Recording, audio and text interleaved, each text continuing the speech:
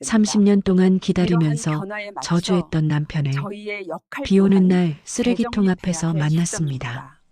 한 됩니다. 남자가 쓰레기 이러한 봉투를 변화에 뒤지고 맞춰 있었습니다. 저희의 비에 역할 젖은 또한 골목길에서요. 재정립해야 할 나는 그 시점입니다. 모습을 보는 순간 됩니다. 온몸이 이러한 변화에 얼어붙었고 맞춰 기절하는 줄 저희의 역할 알았습니다. 또한 30년을 재정립해야 할 기다린 시점입니다. 남자였으니까요. 됩니다. 아니, 기다린 이러한 게 변화에 아니라 맞춰 저주했던 저희의 남자였습니다. 역할 또한 내 남편, 재정립해야 할 시점입니다. 최상훈이었습니다. 이럴 수가. 이게 무슨. 비명이 목구멍까지 올라왔지만 소리는 나오지 않았습니다. 톡톡 화면 터치 2번의 좋아요와 댓글, 구독은 좋은 사연을 만드는데 큰 힘이 됩니다. 본격 사연 시작되기 전에 부탁드립니다. 그저 멍하니 서서 그를 바라볼 수밖에 없었습니다. 30년 만에 마주한 내 남편은 쓰레기 더미 속에서 무언가를 찾고 있었습니다. 오늘 아침만 해도 저는 평범한 노인이었습니다. 아침 7시에 일어나 식빵 한 잔과 우유로 식사를 했습니다. 인천 남동구의 낡은 투룸 반지하에서 혼자 사는 지 벌써 20년째입니다. 이름은 김미옥, 올해 67살입니다. 젊은 시절엔 제법 예뻤다는 소리를 들었습니다. 하지만 지금은 그저 평범한 할머니일 뿐입니다. 아침 식사를 마치고 은행에 가야 했습니다. 월세가 내일 모레까지거든요. 35만 원이라는 돈이 제게는 큰 돈입니다. 새벽 4시부터 8시까지 아파트 계단 청소로 번 돈이니까요. 허리가 아파도 참았습니다. 무릎이 시려도 견뎠습니다. 월세라도 밀리면 쫓겨날 텐데 늘 그런 불안감 속에서 살아왔습니다. 은행에 도착한 시간은 오전 11시쯤이었습니다. 번호표를 뽑고 기다리는데 비가 내리기 시작했습니다. 유리창 너머로 빗방울이 떨어지는 게 보였습니다. 우산을 안 가져왔는데 걱정이 앞섰지만 어쩔 도리가 없었습니다. 입금을 마치고 나왔을 때는 비가 제법 굵어져 있었습니다. 처마 밑에서 잠시 비를 피해야겠다고 생각했습니다. 그때였습니다. 골목 안쪽에서 무언가 움직이는 게 보였습니다. 검은 비닐봉투를 뒤적이는 노인이었습니다. 남루한 옷차림에 구부정한 허리였습니다. 처음엔 그냥 지나치려 했습니다. 이 동네에 폐지 줍는 어르신들이 한둘이 아니니까요. 그런데 뭔가 이상했습니다. 그 뒷모습이 낯익었습니다. 설마. 가슴이 철렁 내려앉았습니다. 아니길 바라면서도 발걸음이 그쪽으로 향했습니다. 비를 맞으며 천천히 다가갔습니다. 그 남자가 고개를 들었습니다. 순간 세상이 멈췄습니다. 주름투성이 얼굴이었지만 알아볼 수 있었습니다. 그 눈빛을, 그 코를, 그 인매를 어떻게 잊을 수 있겠습니까? 최상훈이었습니다. 30년 전 빚쟁이들한테 쫓기다 어느 날 갑자기 사라진 남자였습니다. 저와 어린 딸을 남겨두고 도망친 비겁한 남자였습니다. 당신, 내 입에서 떨리는 목소리가 새어나왔습니다. 그도 나를 알아봤습니다. 놀란 표정으로 뒤로 물러섰습니다. 미옥이, 그의 목소리는 쉬어 있었습니다. 30년 만에 듣는 내 이름이었습니다. 이럴 수가. 이게 대체 무슨 일이야? 머릿속이 하얗게 변했습니다. 분노가 치밀어 올랐습니다. 당신이 어떻게 여기서 말을 잇지 못했습니다. 너무 많은 감정이 한꺼번에 쏟아졌기 때문입니다. 그는 쓰레기 봉투를 놓고 벽에 기댔습니다. 온몸이 떨리고 있었습니다. 미안하다. 미안해. 그가 중얼거렸습니다. 미안하다고? 지금 미안하다고 했어? 내 목소리가 점점 커졌습니다. 30년을 어떻게 살았는지 알아? 딸아이가 얼마나 울었는지 알아? 눈물이 쏟아질 것 같았지만 참았습니다. 울면 진다는 생각이 들었습니다. 나는 어쩔 수 없었어. 그가 고개를 떨궜습니다. 어쩔 수 없었다고? 그게 지금 할 소리야? 주먹을 불끈 쥐었습니다. 때리고 싶었습니다. 발로 차고 싶었습니다. 하지만 그럴 수가 없었습니다. 그 남자는 너무 초라해 보였으니까요. 넌 살아야 했어. 그가 힘없이 말했습니다. 뭐라고? 귀를 의심했습니다. 너 살리려고 그랬다. 그 말을 끝으로 그는 그대로 쓰러졌습니다. 여보, 여보. 정신없이 그를 흔들었습니다. 사람들이 몰려들기 시작했습니다. 누가 좀 도와주세요. 비명처럼 외쳤습니다. 구급차가 도착할 때까지 그를 안고 있었습니다. 30년 동안 저주했던 남자를 품에 안고 있었습니다. 대체 무슨 말이야? 나를 살리려고? 그의 마지막 말이 귓가에 맴돌았습니다. 의미를 알 수 없었습니다. 구급차 사이렌 소리가 골목에 울려 퍼졌습니다. 들것에 실린 그를 바라보며 생각했습니다. 이제 시작인 거야. 뭔가 잘못된 거야. 가슴속에서 불안한 예감이 커져갔습니다. 30년간 숨겨졌던 무언가가 수면 위로 떠오르는 느낌이었습니다. 구급차가 출발했습니다. 나도 황급히 뛰어올랐습니다. 창밖으로 비가 계속 내렸습니다. 마치 하늘도 울고 있는 것 같았습니다. 왜 하필 오늘? 왜 하필 내 앞에? 운명이란 게 정말 있는 걸까요? 30년 만에 다시 만난 우리는 대체 어디로 가고 있는 걸까요? 병원 응급실 복도는 차가웠습니다. 의사가 나와서 말했습니다. 보호자분이세요? 고개를 끄덕였습니다. 보호자라는 단어가 낯설었지만 다른 사람이 없었습니다. 환자분 상태가 좋지 않습니다. 영양실조가 심각하고요. 의사의 말이 이어졌습니다. 언제부터 이렇게 지내신 건가요? 대답할 수 없었습니다. 나도 모르는 일이니까요.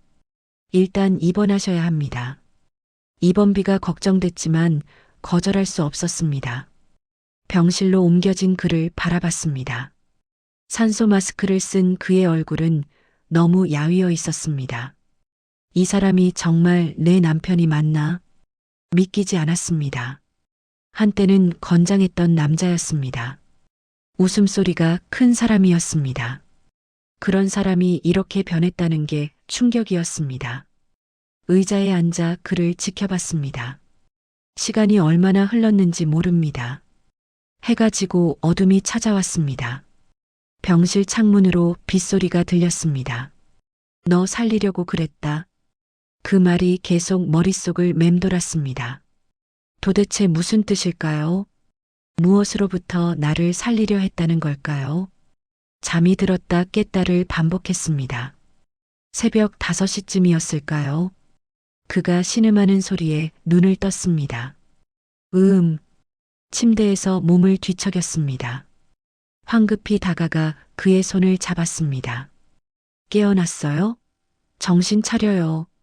그의 눈이 천천히 떠졌습니다. 초점 없는 눈동자가 천장을 바라봤습니다. 여기가 어디지? 병원이에요. 쓰러져서 실려온 거예요. 그제야 그가 나를 바라봤습니다.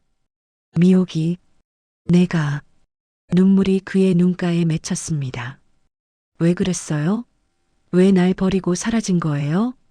더 이상 참을 수 없었습니다. 30년 동안 얼마나 힘들었는지 알아요? 목소리가 떨렸습니다. 그가 고개를 돌렸습니다.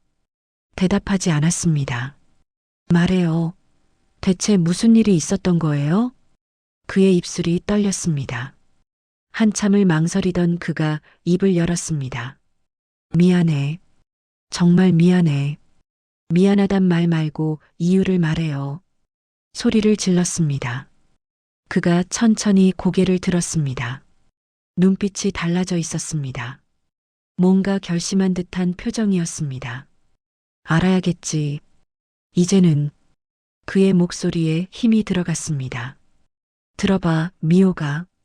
내가 사라진 건 도망친 게 아니야. 심장이 빠르게 뛰기 시작했습니다. 그럼 뭔데요? 누가 시킨 거야? 누가 시켰다고? 머릿속이 복잡해졌습니다. 무슨 소리예요? 대체 누가 왜? 그가 눈을 감았습니다. 숨을 크게 들이쉬었습니다. 말할 수 있어요, 지금? 조심스럽게 물었습니다. 그가 고개를 끄덕였습니다. 드디어 진실을 알게 되는 건가? 30년을 기다린 순간이었습니다. 그의 입에서 나온 말은 충격이었습니다. 재개발 조합 때문이었어. 재개발 조합이요?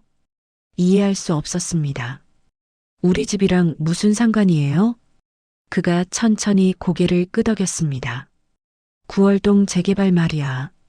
93년도에 시작됐던 거. 기억이 떠올랐습니다. 그 시절 우리는 9월동에 작은 단독주택을 가지고 있었습니다. 남편은 작은 철물점을 운영했고요. 장사가 잘 됐습니다. 아이도 건강하게 자랐습니다. 행복했습니다. 정말 행복했던 시절이었습니다. 지금 생각하면 꿈 같은 날들이었습니다. 26에 결혼했습니다. 남편 최상우는 29이었고요. 중매로 만났지만 금방 사랑에 빠졌습니다. 그는 성실했습니다. 새벽같이 일어나 가게 문을 열었습니다. 밤늦게까지 장부를 정리했습니다. 미호가 우리 20년만 열심히 하면 건물주 된다. 그가 웃으며 말하곤 했습니다. 저도 믿었습니다.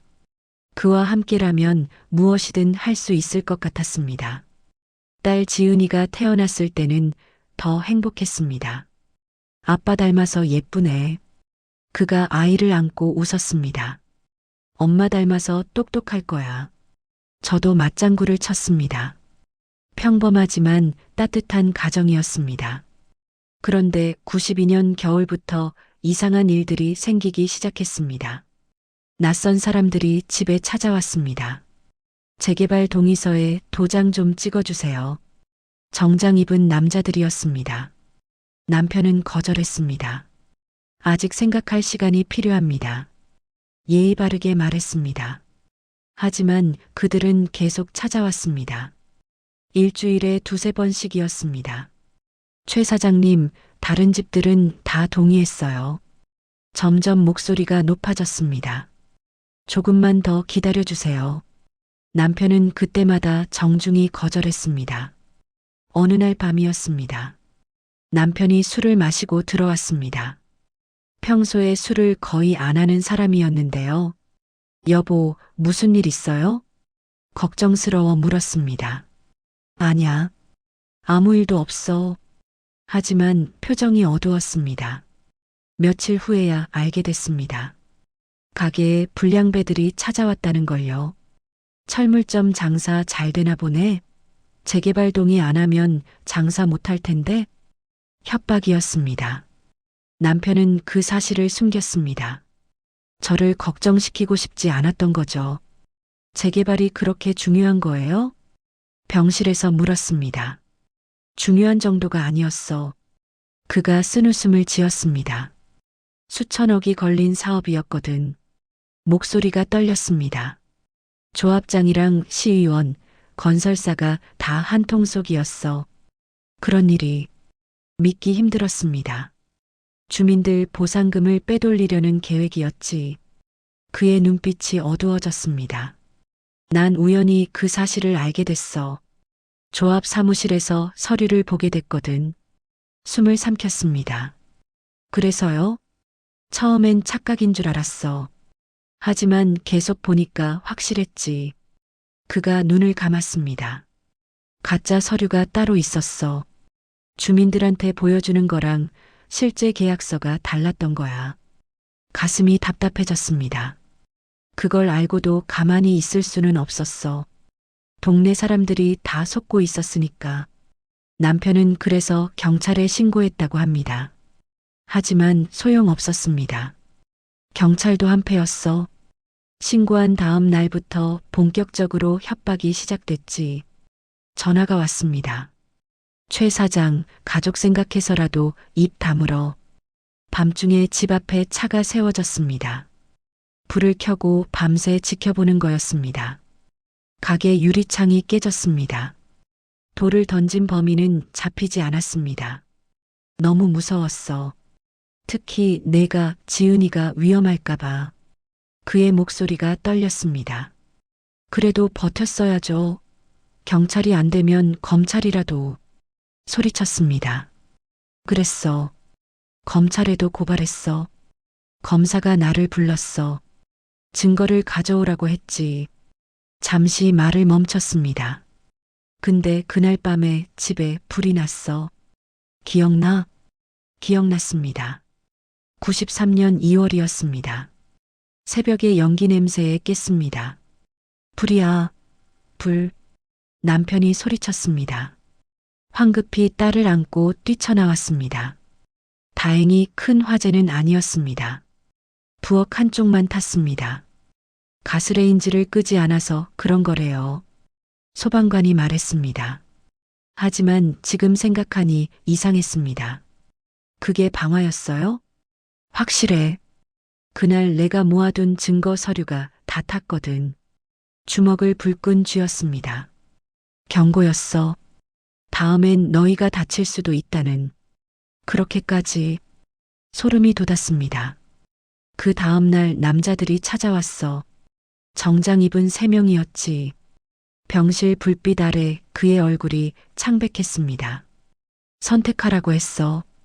가족을 지키고 싶으면 사라지든지 아니면 모두 죽든지. 숨이 막혔습니다. 사흘을 줬어. 사흘 안에 결정하라고. 그 사흘이 얼마나 지옥 같았을까요? 마지막 날 밤 기억나? 내가 술을 마시고 들어왔던 거. 기억났습니다. 그날 밤 남편은 많이 취해 있었습니다. 여보, 괜찮아요? 물었을 때 그는 울고 있었습니다. 미안해. 정말 미안해. 계속 중얼거렸습니다. 그날 밤 그는 저를 꼭 안았습니다. 사랑해, 미호가. 정말 많이 사랑해.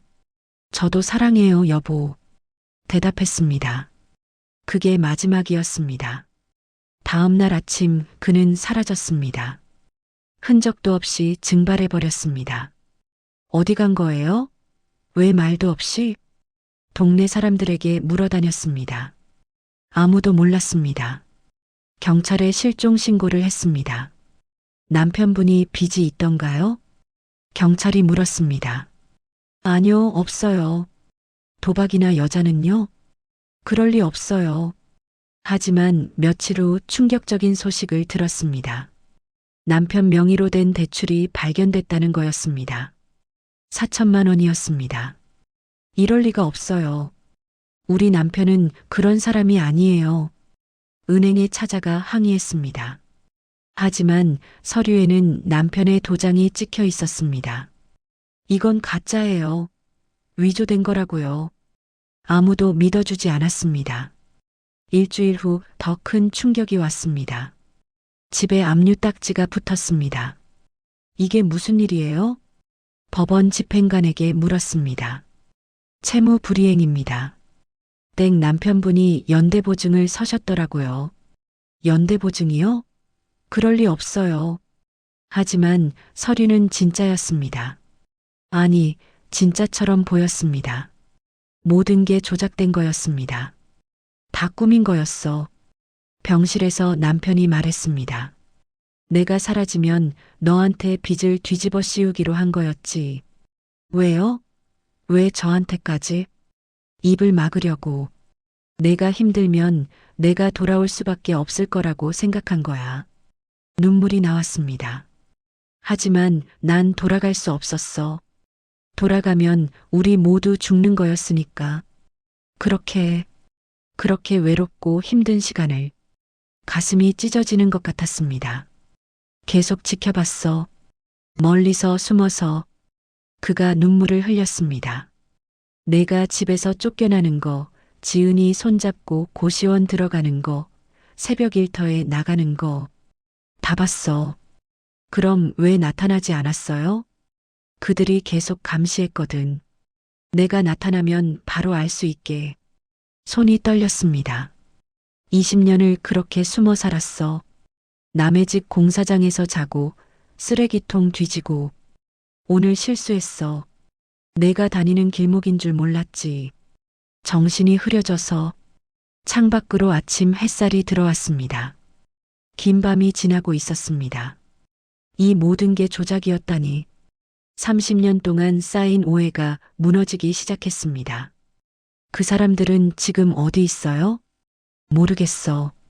하지만 아마 여전히 이 동네 어딘가에 있을 거야. 그의 목소리에 두려움이 섞여 있었습니다. 증거는요? 아직 남은 증거는 없어요? 있어. 정말요? 옛날 창고에 숨겨뒀어. 그때 미처 못 가져온 거. 가슴이 두근거렸습니다. 어디 창고요? 구월동 철물점 뒤에 있던 작은 창고. 기억나지? 기억났습니다. 낡은 컨테이너였습니다. 거기 아직 있어요? 3년 전에 확인했을 때는 있었어. 희망이 보였습니다. 그 증거만 있으면. 하지만 동시에 두려움도 엄습했습니다. 30년이 지났지만 그들은 여전할지 모릅니다. 조심해야 해. 위험할 거야. 남편이 손을 꼭 잡았습니다. 괜찮아요. 이제는 진실을 밝혀야죠. 결심했습니다. 내 인생을 망친 사람들 반드시 찾아낼 거야. 복수가 아니었습니다. 정이었습니다. 병원을 나선 건 다음 날 오후였습니다. 남편은 아직 입원해 있었습니다. 혼자 가면 안 돼. 위험해. 그가 말렸습니다. 괜찮아요. 낮에 갈 거예요. 안심시켰지만 사실 두려웠습니다. 정말 괜찮을까? 하지만 갈 수밖에 없었습니다. 진실을 밝히려면 증거가 필요했으니까요. 구월동으로 가는 버스에 올랐습니다. 30년 만에 가보는 동네였습니다. 창밖 풍경이 낯설었습니다. 아파트 단지가 들어서 있었습니다. 우리가 살던 단독주택은 흔적도 없었습니다. 철물점도 사라졌습니다. 모든 게 변했네. 가슴이 먹먹했습니다. 버스에서 내려 걸었습니다. 옛날 기억을 더듬어 골목을 찾았습니다. 다행히 뒤쪽 공터는 아직 남아 있었습니다. 재개발에서 빠진 땅이었나 봅니다. 잡초가 무성했습니다. 쓰레기도 여기저기 보였습니다. 여기였는데 중얼거리며 주변을 살폈습니다.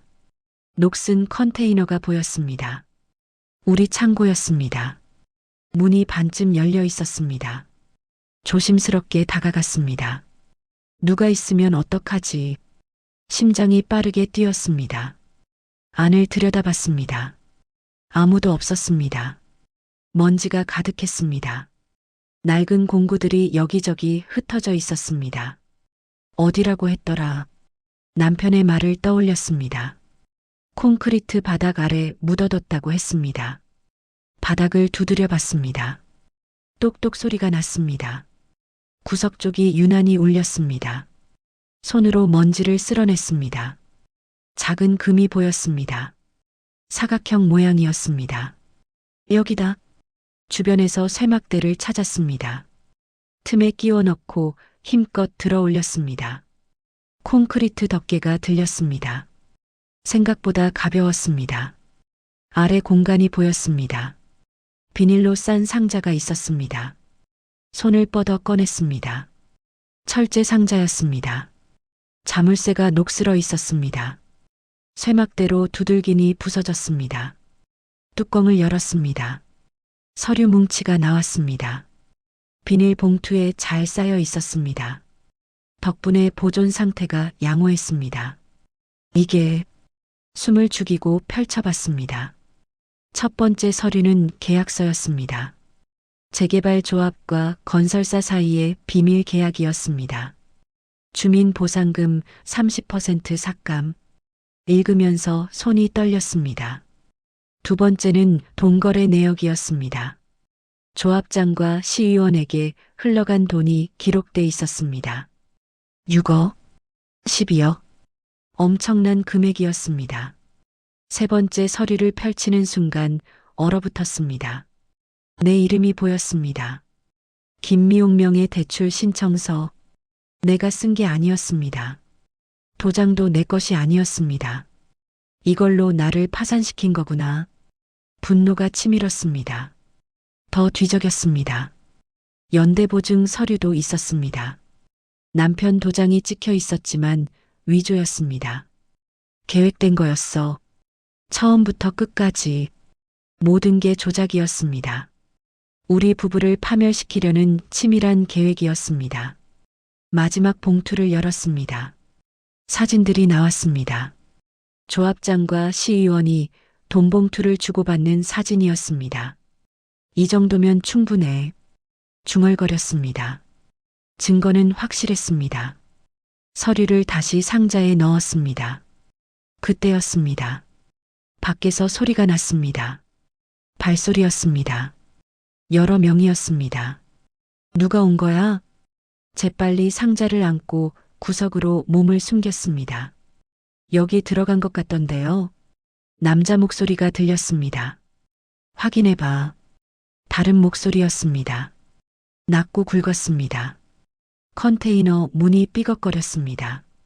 누군가 들어왔습니다. 숨을 죽였습니다. 심장 소리가 너무 크게 들렸습니다. 들키면 안 돼. 남자가 안을 둘러봤습니다. 아무도 없는데요? 이상하네. 분명 여기로 들어갔는데. 할머니 한 분이었죠? 그래. 버스에서 내리는 거 봤어. 나를 미행했구나. 등골이 서늘해졌습니다. 더 찾아볼까요? 아냐. 일단 나가자. 밖에서 지켜보면 나올 거야. 발소리가 멀어졌습니다. 한참을 기다렸습니다. 정말 나간 건지 확인이 필요했습니다. 조심스럽게 문 쪽으로 갔습니다. 살짝 내다봤습니다. 검은색 승용차가 보였습니다. 공터 입구에 서 있었습니다. 두 남자가 차 옆에서 담배를 피우고 있었습니다. 어떻게 나가지? 갇힌 거나 마찬가지였습니다. 핸드폰을 꺼냈습니다. 경찰에 전화해야 할까 고민했습니다. 하지만 망설여졌습니다. 경찰도 믿을 수 있을까? 30년 전 경찰도 그들 편이었습니다. 지금은 어떨까요? 확신할 수 없었습니다. 1시간이 지났습니다. 해가 기울기 시작했습니다. 남자들은 여전히 밖에 있었습니다.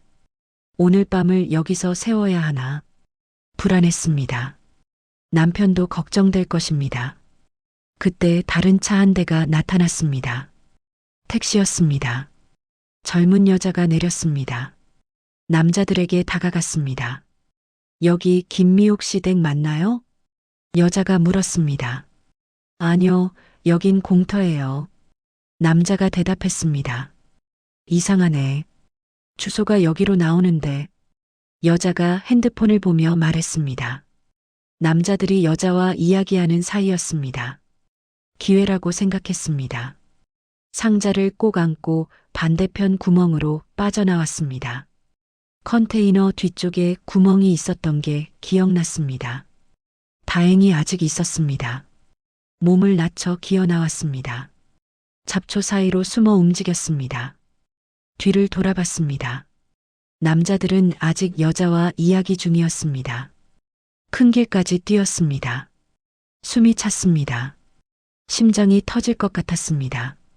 버스 정류장에 도착했습니다. 마침 버스가 오고 있었습니다. 재빨리 올라탔습니다. 뒷창으로 공터를 봤습니다.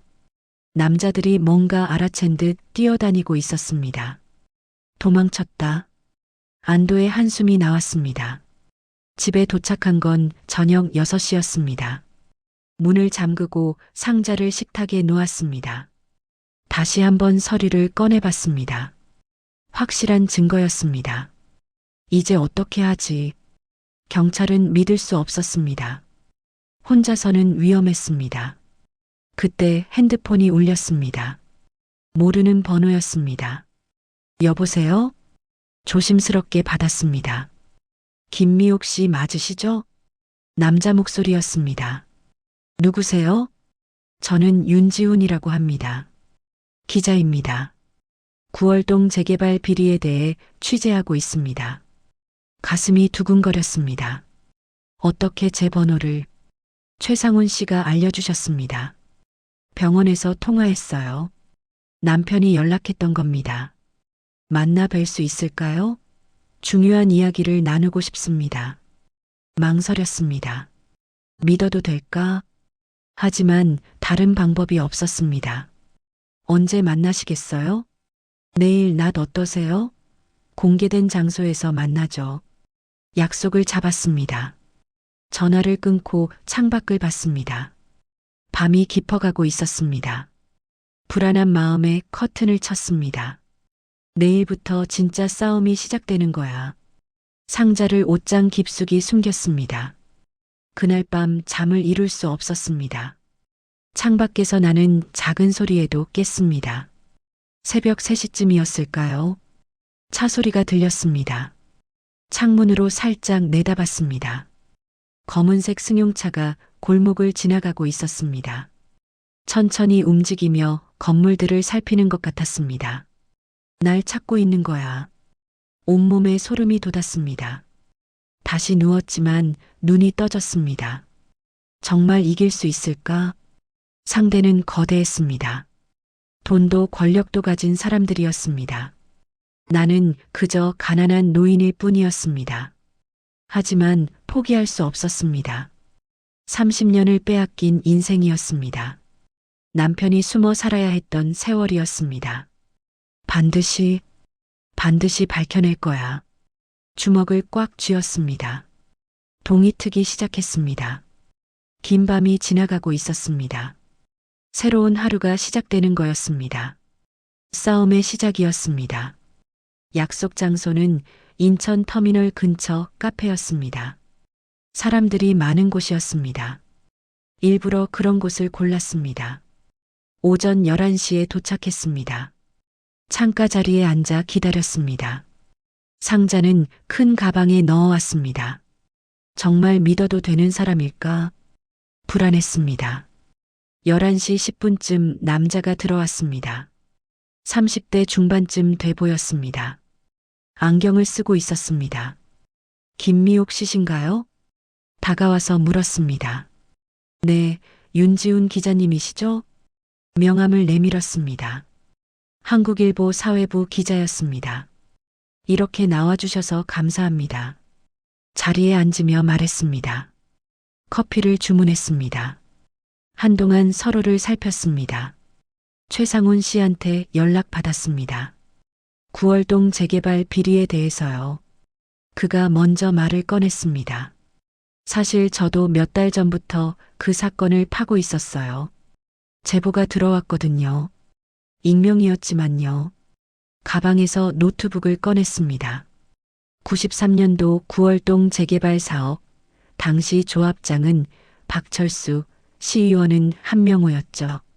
고개를 끄덕였습니다. 둘 다 지금까지 잘 살고 있습니다. 박철수는 건설사 사장이 됐고요.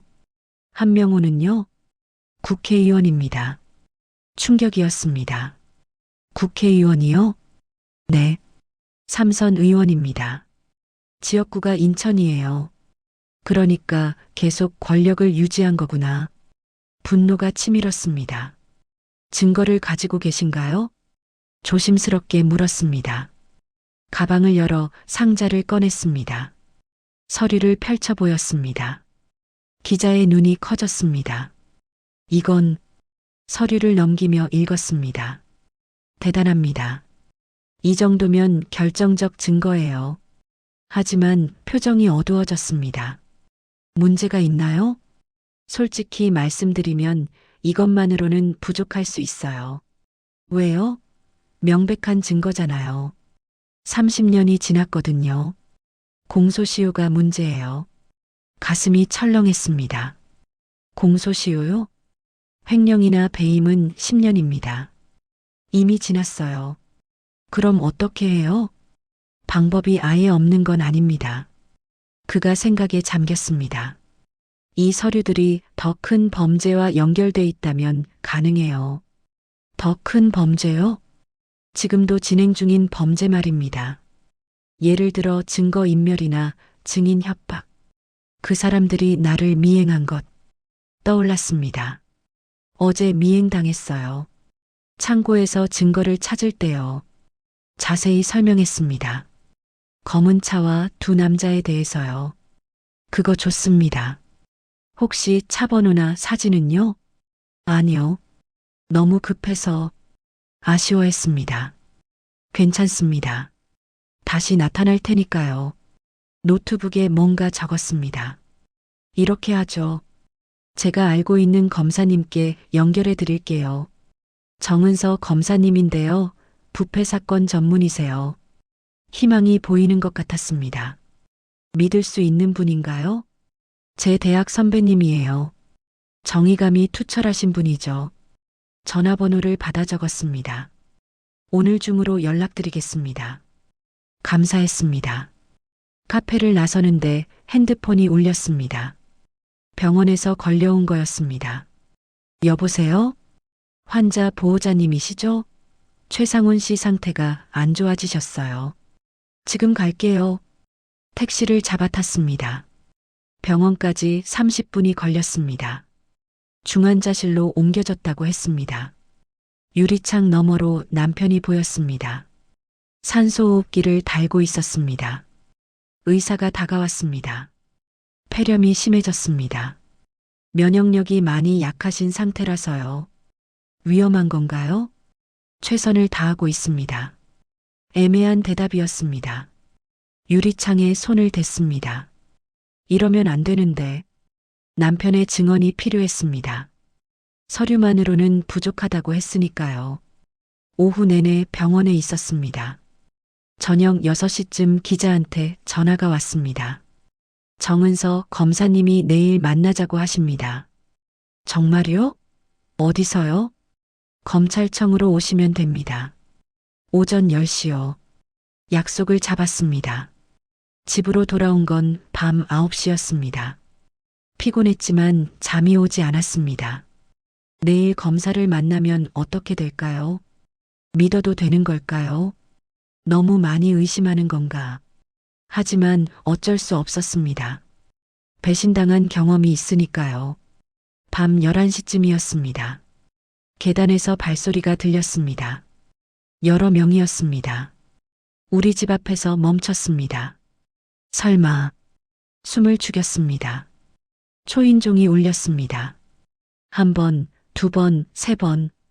대답하지 않았습니다. 김미옥 씨, 계시죠? 문 좀 열어주세요. 남자 목소리였습니다. 처음 듣는 목소리였습니다. 경찰입니다. 경찰이라고 했습니다. 경찰이 왜? 문구멍으로 내다봤습니다. 정말 경찰복을 입고 있었습니다. 3명이었습니다. 무슨 일이세요? 문을 열지 않고 물었습니다. 최상훈 씨 관련해서 조사할 게 있습니다. 지금이요? 이 밤에요? 긴급한 사안입니다. 협조 부탁드립니다. 이상했습니다.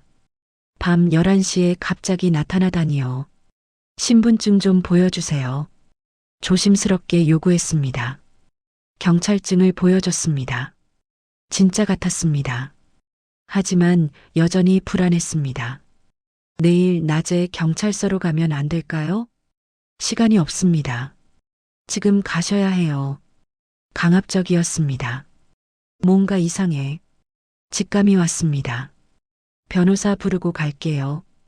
변호사요? 참고인 조사인데요. 그래도 권리잖아요. 단호하게 말했습니다. 경찰들이 서로 눈빛을 교환했습니다. 좋습니다. 내일 오전 9시까지 남동경찰서로 오세요. 알겠습니다. 발소리가 멀어졌습니다. 계단을 내려가는 소리였습니다. 하지만 완전히 떠난 건지 확신할 수 없었습니다. 불을 끄고 창문으로 내다봤습니다. 경찰차가 보였습니다. 한 명이 차 안에서 건물을 지켜보고 있었습니다. 감시하는 거야. 등골이 서늘해졌습니다. 윤지훈 기자에게 전화했습니다. 경찰이 다녀갔어요. 내일 출두하래요. 이상한데요. 제가 확인해 볼게요.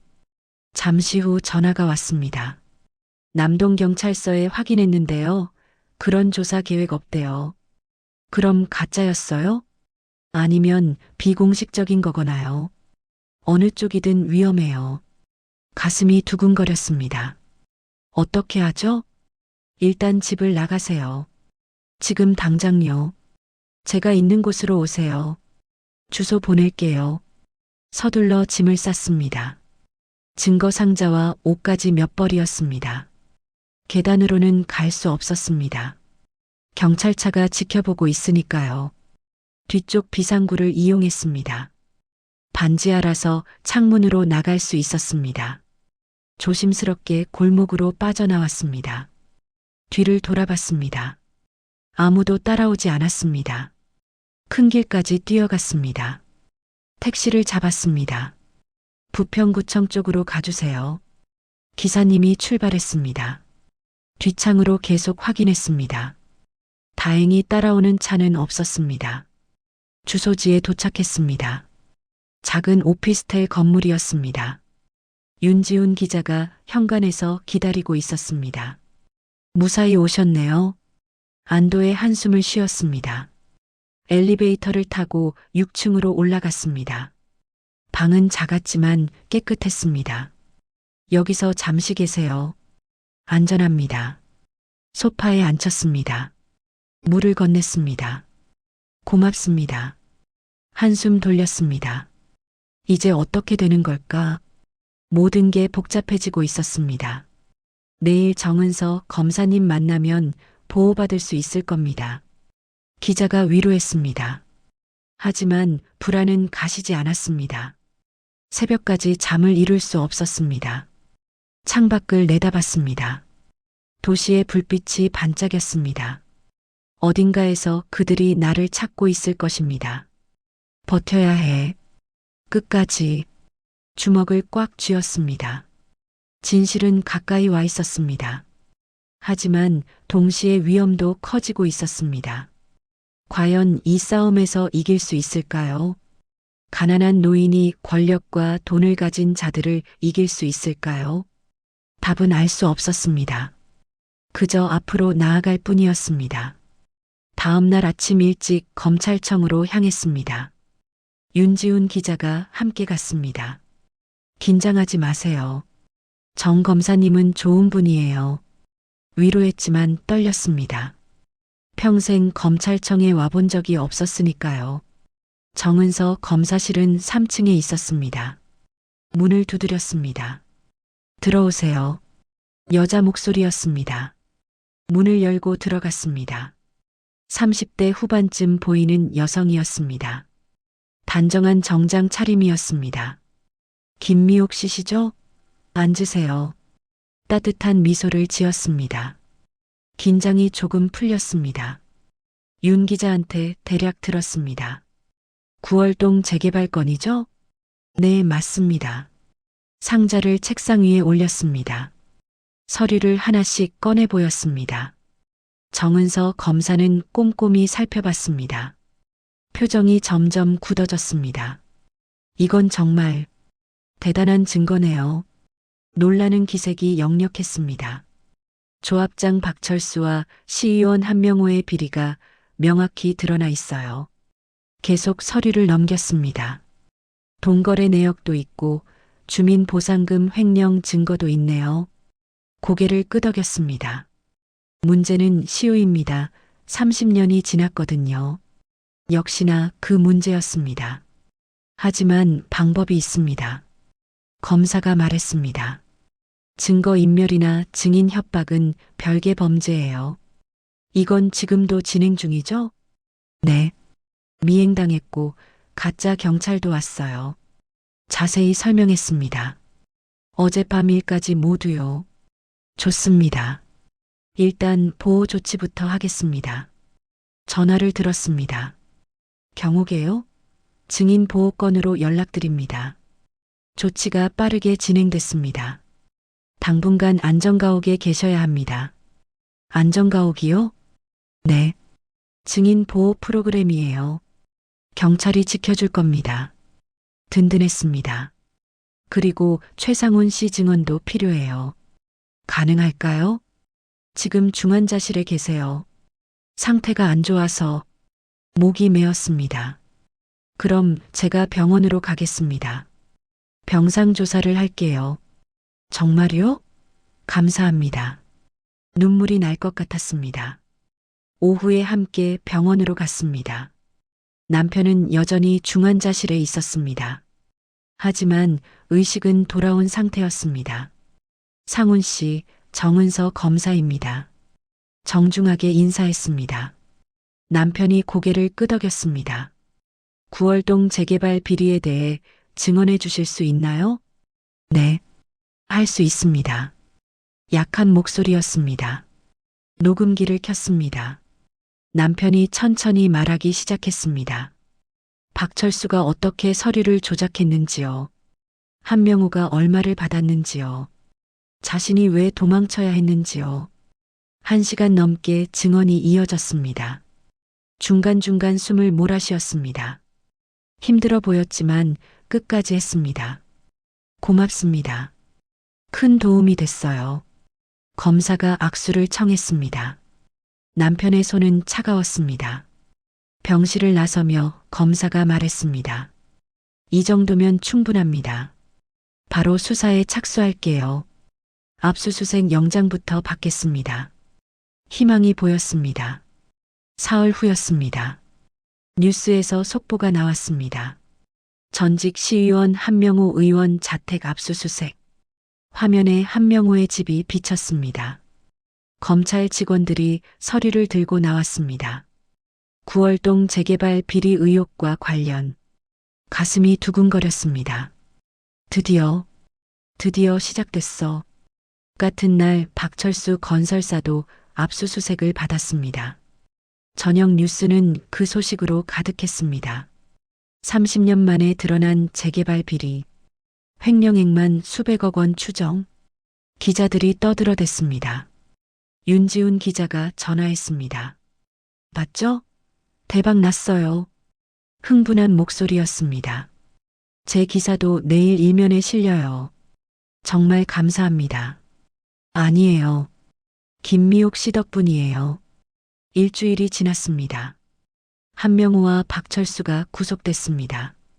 증거인멸 혐의와 증인 협박 혐의였습니다. 과거 비리 혐의도 추가 수사 중. 뉴스가 계속 보도했습니다. 여론이 들끓었습니다.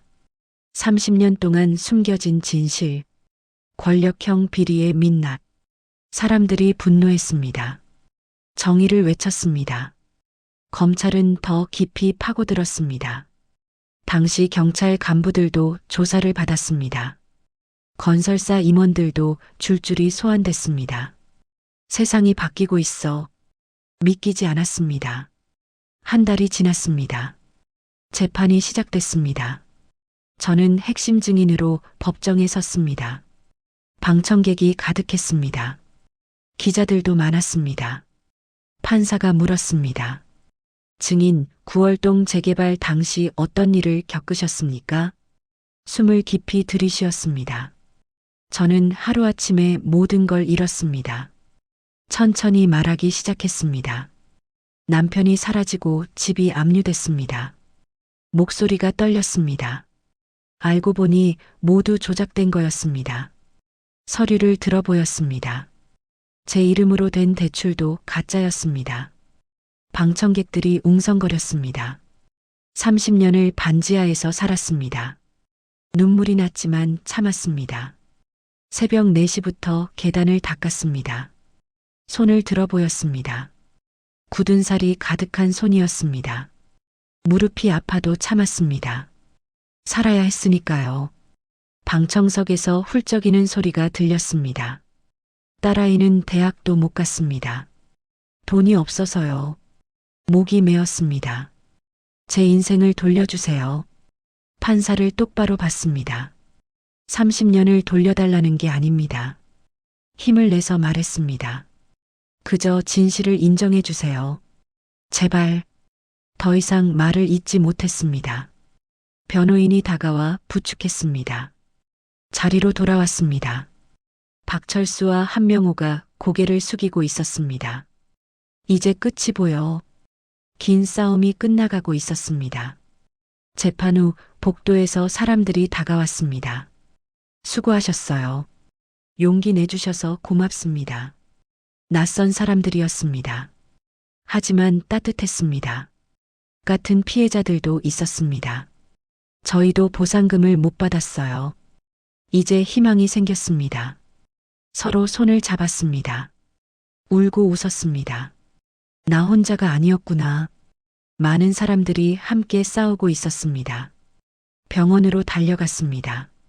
남편에게 알려주고 싶었습니다. 중환자실에 들어갔습니다. 여보, 재판 잘 끝났어요.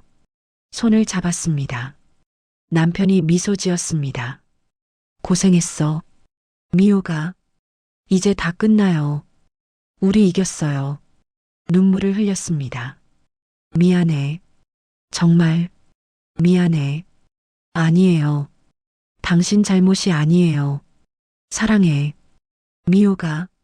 저도 사랑해요. 그날 밤 남편의 상태가 급격히 나빠졌습니다. 의사들이 뛰어다녔습니다. 보호자님 들어오세요. 간호사가 불렀습니다. 병실로 뛰어갔습니다. 남편이 힘겹게 숨을 쉬고 있었습니다. 여보, 정신 차려요. 손을 꼭 잡았습니다. 미호가. 고마워.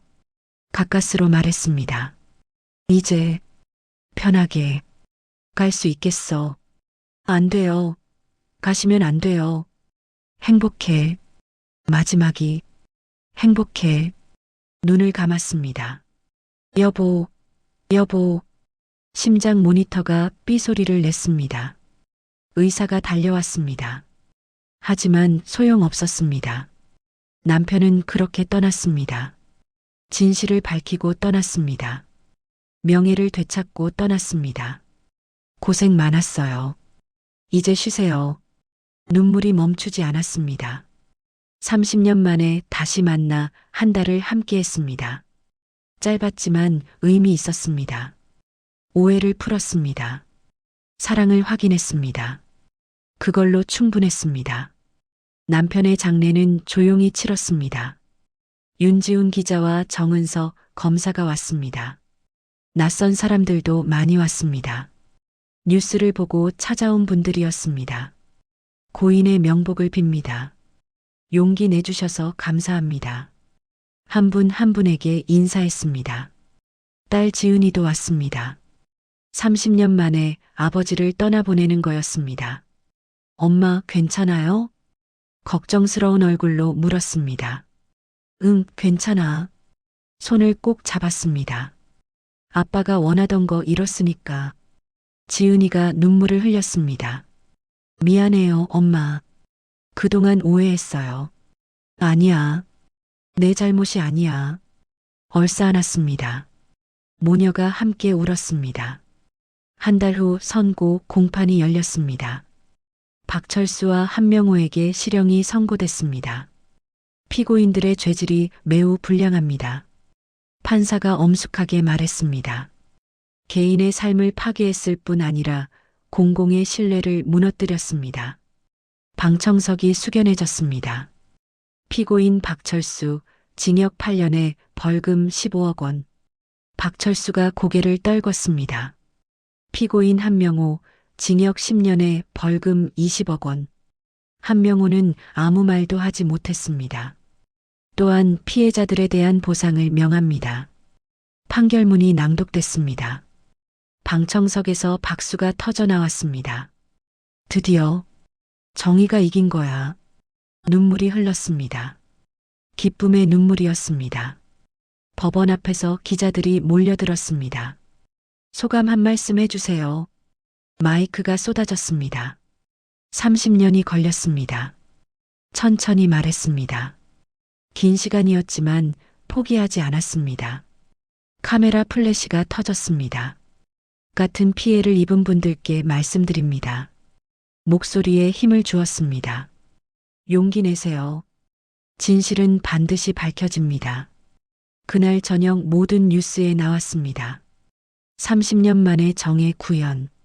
시민의 용기가 부패를 이겼다. 핸드폰이 쉴 새 없이 울렸습니다. 축하 메시지가 쏟아졌습니다. 보상금도 나왔습니다. 억 단위의 돈이었습니다. 처음 보는 금액이었습니다. 이제 뭘 해야 하지? 막막했습니다. 평생 가난했던 사람이었으니까요. 하지만 곧 결정했습니다. 일부는 같은 피해자들을 돕기로 했습니다. 변호사 비용을 지원하는 거였습니다. 저도 도움 받았으니까요. 윤지훈 기자에게 말했습니다. 좋은 생각이에요. 함께 재단을 만들었습니다. 재개발 비리 피해자 지원 재단이었습니다. 많은 사람들이 찾아왔습니다. 비슷한 피해를 입은 분들이었습니다. 저희도 도와주세요. 용기를 주세요. 한 분 한 분 이야기를 들었습니다.